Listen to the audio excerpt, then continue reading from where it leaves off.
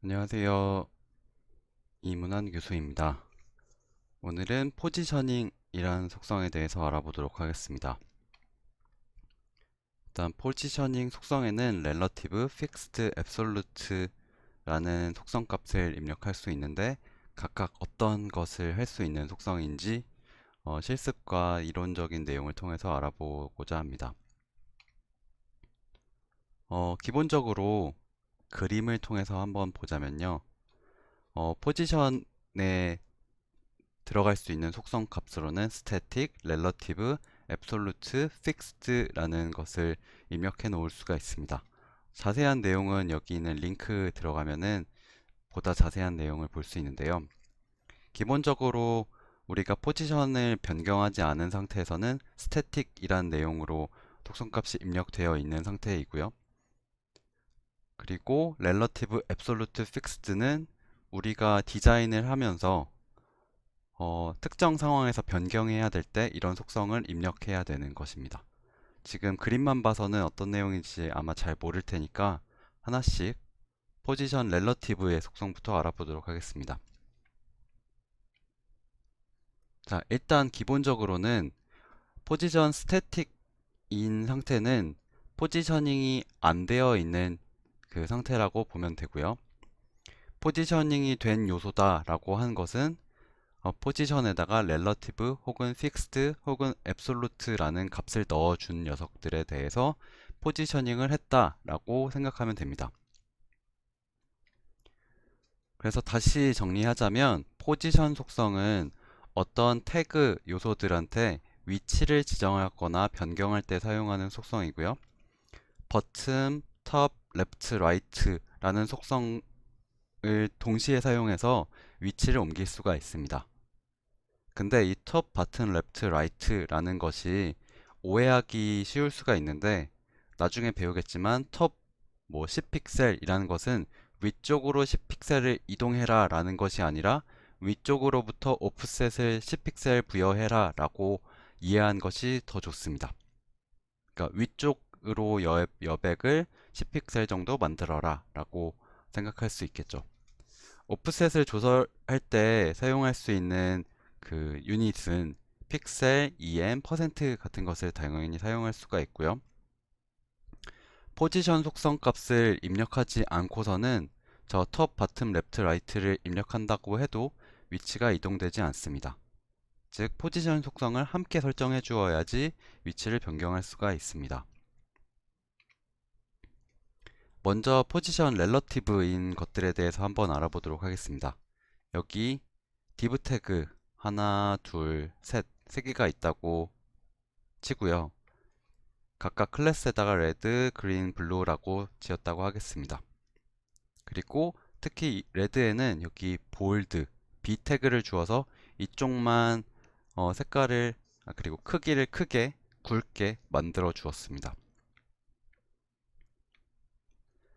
이 각각 div 태그에다가는 마진 30, 패딩 30을 각각 주어 보고요.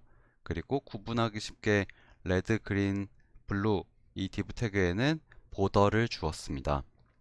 그리고 뭐 알아보기 쉽게 B 태그는 폰트 사이즈도 크게 하고 주황색으로 배경을 칠해 보았어요. 여기까지는 그냥 일단 알아보기 쉽게 하기 위해서 이렇게 스타일링을 한 부분이고요. 여기다가 우리가 이제부터 포지셔닝을 한번 해보게 될 텐데 이 B 태그를 중심으로 한번 해보도록 하겠습니다. 이 B 태그에다가 원래는 B 태그의 위치가 여기잖아요. 그러니까 여기 뭐뭐.red라는 클래스 안에 B 태그 안에 들어가 있는 얘가 있는데 현재는 이 B 태그는 포지셔닝을 하지 않은 상태, 즉 포지션 스태틱 상태입니다. 근데 만약에 B 태그에다가 포지션 렐러티브를 적고 톱 30픽셀이라고 적용하면은 위치가 어떻게 변경될까요?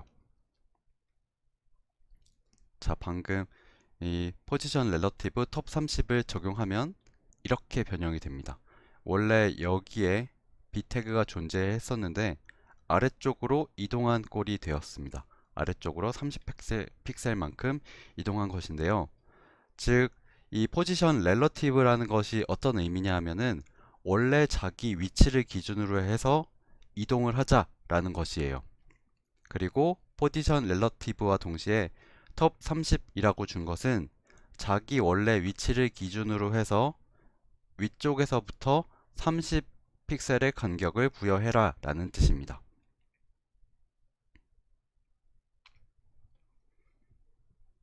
이번에는 톱 30 이외에 이번엔 레프트 50도 한번 써볼까요? 여기 포지션 렐러티브 있고 톱 30이 있었는데 레프트 50이라고도 또 써볼게요. 이 의미는 아까 톱 30인 것처럼 왼쪽으로 50픽셀만큼 이동해라가 아니라 원래 자기 위치를 기준으로 해서 왼쪽부터 시작해서 50픽셀만큼의 간격을 부여하라는 의미가 됩니다. 그래서 결과적으로는 오른쪽으로 50픽셀만큼 이동하는 이런 모습이 되게 됩니다. 이해되셨나요? 그러니까 포지션 렐러티브는 자기 원래 위치, 비태그가 여기 위치했었는데 여기를 기준으로 해서 위쪽으로 30픽셀, 위쪽을 기준으로 해서 30픽셀만큼 간격을 주고 레프트를 기준으로 해서 30픽셀만큼 뭐 그 여백을 주고 와 같은 역할을 할 수 있다는 거예요. 근데 지금 한 게 마진을 부여한 거랑 뭐가 다른가 라고 생각할 수가 있을 거예요. 근데 그 차이는 매우 다릅니다. 만약에 그 포지션 렐러티브 톱 레프트 다 지우고 마진 톱 30, 마진 레프트 50이라고 부여해보고 다시 스타일링을 해보고 그 결과를 보면 어떨까요? 이번에는 어 아까 포지션 렐러티브를 했던 것과는 다르게 겹치지 않고서 이 글자들이 변경되는 걸 볼 수가 있어요. 그러니까 원래 위치가 여기 있었는데 이만큼 간격이 더 생겨서 그냥 글자들이 밀려나는 수준으로 스타일링이 되는 것을 확인할 수가 있고요. 반면에 아까는 자기 위치가 여기 있었다면 나머지 다른 글자들은 전혀 이동을 하지 않은 채로 이 비태그의 위치가 변경되었던 것을 확인할 수가 있습니다. 그런 것처럼 마진과 이 포지션 렐러티브 혹은 포지션 속성을 사용한 것은 그 효과가 매우 다르기 때문에 헷갈리지 않아야 할 것 같습니다. 다시 정리를 해보자면 포지션 스태틱은 요소들의 기본 위치 속성이고요. 포지션 렐러티브는 요소들의 상대적 위치를 변화할 수 있는 속성과 속성값입니다. 기본적으로는 따로 뭔가를 적어주지 않는 상태에서는 스태틱 속성을 갖게 되고요. 우리가 렐러티브면 렐러티브, 픽스드 혹은 앱솔루트라고 적어주면 그때 그 속성 값을 갖게 되는 것이고요. 그리고 포지션 렐러티브를 사용하면 요소 위치가 바뀌어도 원래 위치는 그대로이기 때문에 그러니까 화면상에 보이기에서는 위치가 변형된 것으로 보이나 다른 요소들에 영향을 주면서 이동을 하는 것은 아닙니다. 그래서 화면들의 요소들을 겹치는 것처럼 표현을 할 수가 있죠. 그것이 바로 마진으로 스타일링을 하는 것과의 차이점입니다. 실습을 한번 해보도록 할게요. 여기 이렇게 그림이 있는데 여기 img 태그 하나가 있고 여기도 img 태그가 있어요. 이렇게 있을 때 이 원숭이의 위치를 여기로 이동을 해보도록 하겠습니다. 위쪽으로 100픽셀, 오른쪽으로 150픽셀 이동하면 여기인데요. 이렇게 하려면 어떻게 해야 될까요? 자, 여기 태그들을 먼저 보죠. 위에 거는 별로 필요가 없는 걸 테고요. 여기 바디 태그부터 보면 될 것 같아요. 바디 태그에 img 태그가 있고요. 너비는 500, 그리고 img 태그가 있고 너비는 100이고 얘는 monkey라고 이름을 주었네요. 어떻게 된 건지 보면 요거 하나, 요거 하나가 이렇게 있는 현재 상황입니다. 이 img 태그는 다 디스플레이 블락으로 해놓고 상하 간격은 0, 그리고 좌우 간격은 오토로 해서 가운데 정렬되도록 만들었습니다. 이 상태에서 이 두 번째 이미지의 위치를 변경을 해야 되겠습니다. 얘를 이동을 시키려면 얘가 현재 위치가 여기인데 위로 이렇게 이동하고 오른쪽으로 이렇게 이동을 해야 되겠죠?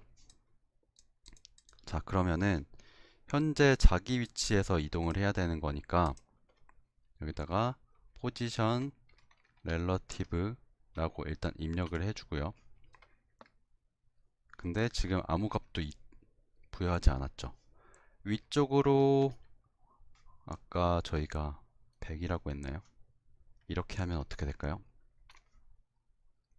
오히려 학생들이 생각한 거랑 반대라고 했죠. 아까 위쪽으로 100으로 가라가 아니라 위쪽을 기준으로 해서 여백을 만드는 것 같은 개념이니까 오히려 반대로 바텀이라고 해줘야지 위로 올라갈 수 있습니다.